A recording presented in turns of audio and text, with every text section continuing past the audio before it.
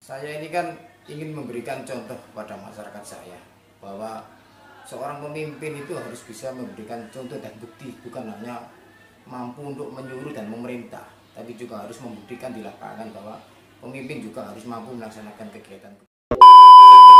Sosok Kepala Desa Sukorejo Fathur Rohman menjadi perbincangan. Selama 12 tahun menjabat sebagai Kepala Desa, ia diketahui tidak mempunyai rumah.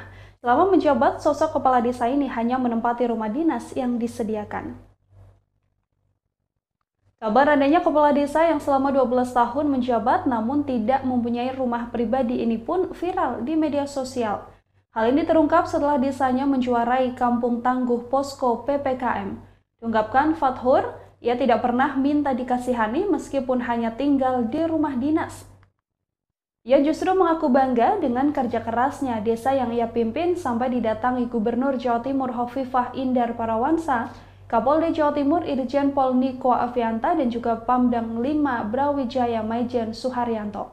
Padahal desa yang ia pimpin adalah desa relokasi dari kelurahan dekat pelabuhan di Kecamatan Gresik, sehingga akses masuk ke desa hanya memiliki satu jalur saja. Fathur mengatakan ia selama ini dibayar memang untuk mengabdi, bukan untuk mengumpulkan banyak uang. Fathur sendiri telah menjabat sebagai Kades sejak 2008 silam. Selama ini Bapak masih tinggal di rumah dinas. Kenapa Pak? Alhamdulillah sampai saat ini saya masih istiqomah tinggal di rumah dinas karena belum mampu untuk beli rumah. Dengan masa jabatan Bapak selama 2 periode ini masih juga belum dapat rumah Pak? Ya kalau kita hitung secara logika, berapa sih gaji kepala desa? Sedangkan kita kan sudah diikat dengan aturan, apapun penghasilan yang di luar aturan dari pemerintah kan tidak boleh. Jadi kita selama ini ya penghasilan kami yang resmi dan itu sesuai dengan aturan dari pemerintah. Pak, sejak kapan tinggal di rumah dinas Pak? Sejak mulai menjabat kepala desa. Pak, ada punya suatu harapan Pak untuk misalkan untuk memiliki rumah sendiri atau gimana Pak?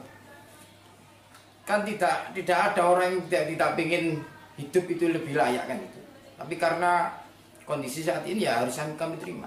Jadi saya hanya patuh dan menjalankan sumpah jabatan saya. Kalau pemerintah, kalau kepala desa itu diatur oleh aturan yang harus dijalani. Dan mudah-mudahan dengan adanya perubahan-perubahan yang baru di negara ini ya aparat negara juga harus diperhatikan kesejahteraannya. Bukan hanya dituntut untuk melakukan hal-hal yang baik, tapi tolong kesejahteraan dari aparat itu diperhatikan juga. Pak, yang mendorong Pak Lurah membersihkan sampah dan juga bersih-bersih di balai desa ini?